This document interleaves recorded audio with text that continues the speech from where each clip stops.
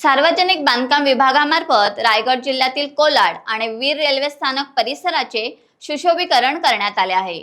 या दोन्ही कामांचे लोकार्पण उद्योगमंत्री तथा पालकमंत्री उदय सामंत आणि सार्वजनिक बांधकाम मंत्री रवींद्र चव्हाण यांच्या हस्ते करण्यात आले। यावेळी पालकमंत्री उदय सामंत यांनी रायगड जिल्हा उद्योगाचे हब म्हणून विकसित असल्याचे सांगून रायगड जिल्ह्यातील पायाभूत सेवा सुविधांचा सर्वांगीण विकास करण्यासाठी राज्य शासन कटिबद्ध असल्याचे सांगितले। कोलाड आणि वीर रेल्वे स्थानक येथे आयोजित कार्यक्रमास यावेळी खासदार सुनील तटकरे, खासदार धैर्यशील पाटील, आमदार भरत गोगावले, माजी आमदार अनिकेत तटकरे यांसह विविध पदाधिकारी उपस्थित होते। यावेळी बोलताना उद्योगमंत्री तथा पालकमंत्री उदय सामंत म्हणाले, कोकणाचा सर्वांगीण विकास आमच्या शासनाचे मुख्य धोरण आहे। रायगड जिल्ह्यात विविध विकास कामे वेगाने सुरू असून अनेक विविध प्रकल्प येऊ घातले आहेत।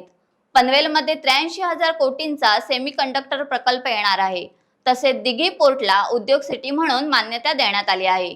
तसेच नवी मुंबईला मोठे एक्झिबिशन सेंटर उभारण्यात येणार आहे, असे यावेळी नामदार सामंत यांनी सांगितले। महाराष्ट्रासाठी काल पियुष गोयल साहेबांनी ऐतिहासिक निर्णय घेतला की नवी मुंबई असेल, छत्रपती संभाजीनगर असेल आणि नागपूर असेल, या तिन्ही ठिकाणी अतिशय मोठं एक्झिबिशन सेंटर जे 1,000 कोटीचं असणार आहे ते देखील बांधण्याचा निर्णय काल केंद्र सरकारने घेतलेला आहे। की रायगड जिल्ह्यामध्ये दिघी पोर्ट येतं आणि केंद्र सरकारनं 5 दिवसापूर्वी अजून एक घोषणा केली की दिघी पोर्टच्या आजूबाजूचा जो परिसर आहे तो इंडस्ट्रियल सिटी म्हणून जाहीर झाला आणि या इंडस्ट्रियल सिटीमध्ये 38,000 कोटीची इन्व्हेस्टमेंट येणार आहे आणि त्याच्यातनं जवळजवळ 1 लाख लोकांना रोजगार मिळणार आहे। टाइम्स डिजिटलला लाईक करा, शेअर करा, सबस्क्राईब करा आणि बेल आयकॉन दाबायला विसरू नका।